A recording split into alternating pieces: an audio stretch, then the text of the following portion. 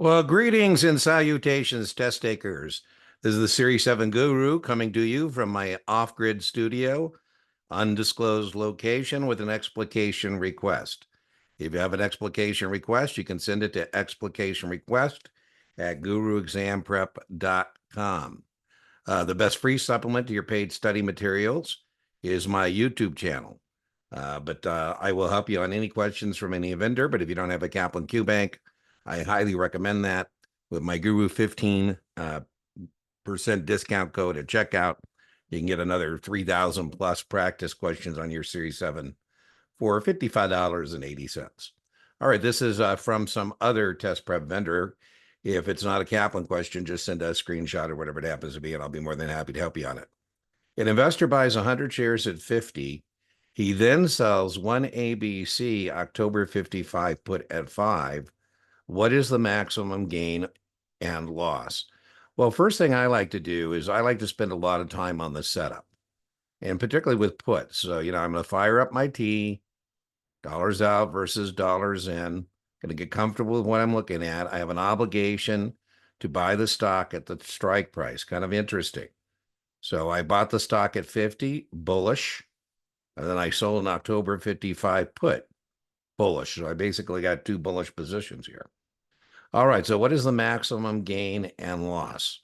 Okay, well, we spent $5,000 for the 100 shares at 50, and we brought in $500 for that put contract. Now, maximum gain would be the stock going up, right? There is no ceiling here. There is no ceiling. This is not a covered call. This is not a 55 call. It's a 55 put. So I don't have to sell that stock if I don't want to, right? And I've got nothing that will impact my ability to participate to the upside. So I have unlimited gain potential. 55 or higher, that put will expire. I'll get to keep that 500 as well. So the maximum gain is unlimited. All right, maximum loss. Well, remember here, we have two bullish transactions. And so we had two bullish transactions. The bad news, right? Good news is it goes up if you're a bull. Bad news is it goes down. So how far down can ABC go? Well, ABC could go to 0, right? Now, I don't have a choice to sell at 55. I've got an obligation. So if the stock goes to 0, that would be my worst case scenario. I'd get exercised on the put. Somebody's definitely going to stick it to me at 55 when the stock is worthless. The 5,000 shares I bought is worthless, and the 5,500 additional shares I bought is worthless. So yeah, it looks like I'm going to be a loser here, right? I've got 10,500 out. 5,000 I originally paid for the 100 shares of ABC at 50, and another 100 shares of ABC I bought when the put was exercised against me. So I'm out a total of 10,500 for the stock.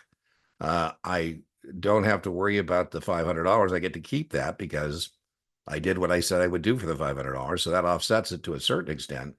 But my maximum loss is $10,000. Whoop, it looks like I got a typo there. It should be 10,000. Let me just fix that because remember, we get to keep the $500. Okay, so hope that was helpful. This one's kind of odd. The person who submitted this said that their test prep vendor had some kind of a different answer than this and didn't have much in the way of a rationale. I don't think you would really see this. I mean, maybe, I would have taken, I think, corrective action here. But I'm thinking, you do sell puts as an alternative to a limit order. So maybe I bought the 100 shares at 50 and then said, hey, I don't mind if somebody sticks another 100 shares to me. And so I sold that put perhaps as an alternative limit order. But I don't think this is what you would see. I think what you're going to see on your exam is somebody buys 100 shares at 50 and either seeks protection by buying a put or is wishing to generate additional income through a covered call. So I'd be the first to admit this is kind of funky, not something I think you'll encounter on your Series 7. So remember, inch by inch, your exam is a cinch, and yard by yard, your exam is hard. And I'll see you for the next explication request.